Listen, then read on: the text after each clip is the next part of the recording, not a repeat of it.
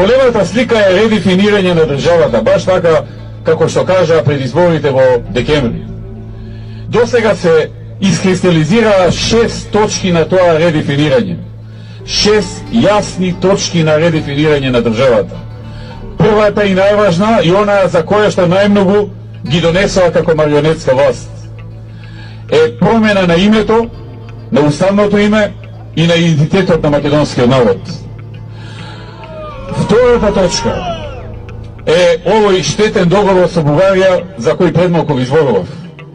Третата точка е двојазичноста на цела територија со неуставен закон кој знаа дека е неуставен, но го турка.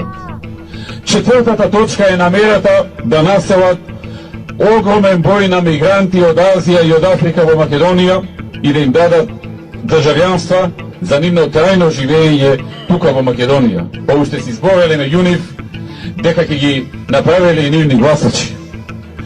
Петата точка е зголемувањето на даноците, што допава ќе јури граѓаните по джеп. И шестата точка е редефинирање на бракот. Да не е бракот заедница меѓу маж и жена, туку да се легализираат хомосексуалните бракови и да им се овозможи посвојување деца.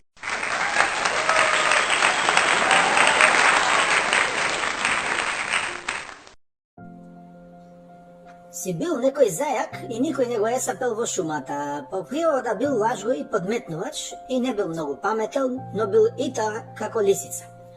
Така еден ден зајакот, трчајќи по полето и гледајќи да научи што е можно повеќе и троштини од лисицата, не забележал една голема сенка над себе. Еден голем белоглав орел го зграпчил со канџите и го однел во своето гнездо. Таму се спремал да го изеде, но зајакот целиот преплашен му рекол дека ако го поштеди се ќе направи за него. Орелот се насмеал и го запрашал зајакот што е тоа може еден зајак да направи за семоќниот орел, царот на небото. Па можам да те направам да бидеш цар на земјата, со тоа што јас ќе бидам твој измеќар. Орелот го погледнал малиот сив зајак и самата глупост и дрскост на ова суштество го заинтригирала. Лавот е цар на земјата, како може јас да господарам наместо него? Преку мене, рекол зајакот. Ти си моќен орел, одозгора ќе гледаш и ќе ги запомниш сите грешки на лавот, сите негови мани, сите негови неисполнети ветувања кон животните. Ќе ми ги раскажеш мене, јас имам големи уши, ќе те чујам оддалеку, а потоа јас ќе ги раскажам на сите овие лоши приказни за лавот долу на животните. И ќе ги убедам дека јас ќе бидам подобар цар на животните. Тие раскарани и излажани ќе ме одберат мене, а фактички ќе те одберат тебе за владетел. Потоа јас за се ќе те слушам тебе. Аха, рекол орелот. Иако планот на зајакот му изгледал глуп, сепак имало логика да ги заврати животните кон лавот. Во ред, но вака ќе направиме. Јас ќе слушам се одозгора и ќе ти кажам како да ги насочиш животните против лавот и да станеш цар наместо него. Но во таа работа ќе ти помогне и мојот роднина, црниот орел. Тој секогаш кога ќе ти биде проблем да ги убедиш животните дека си во право, бидејќи нели си зајак, и знаат дека лажеш, ќе ги застрашува, убедува дека ако не стојат за тебе, лавот ќе се врати на тронот. И така биднало, белоглавиот орел го пуштил зајакот, му ги кажал сите тајни за лавот, а зајакот го симнал лавот од тронот и почнал да владее со шумата. Да биде белјата поголема, го затворал лавот по зандани и ги малтретирал сите лавови, некои умреле, некои избегале во другите шуми. Во меѓувреме се здружил со црниот орел и заедно владееле под бистрото око на белоглавиот орел.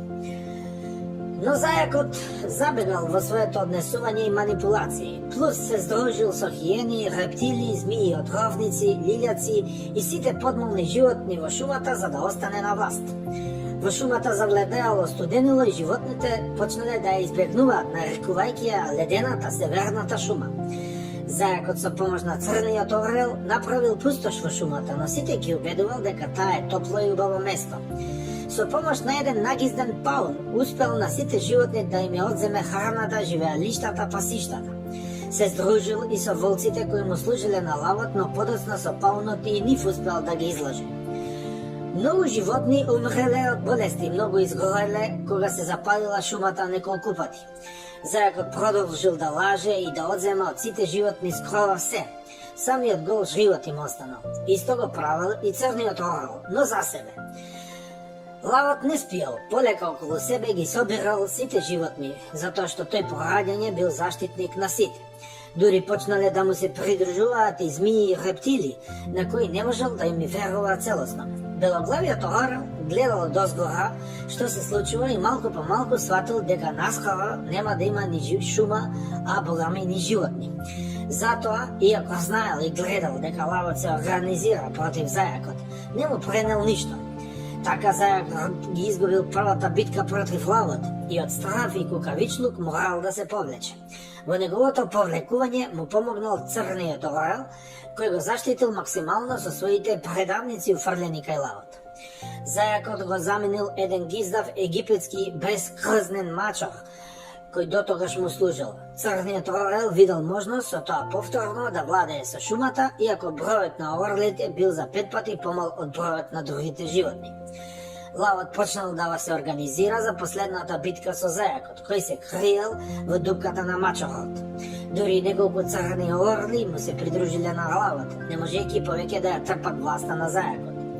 Белиот орел гледал одозгора и размислувал на која страна да застане. Сепак орлите се орли, па макар и црни. На равночение, кога ќе тркне еден зајак да рекетира со 3 евра, дури и белоглавиот орел гледа дека се отиде во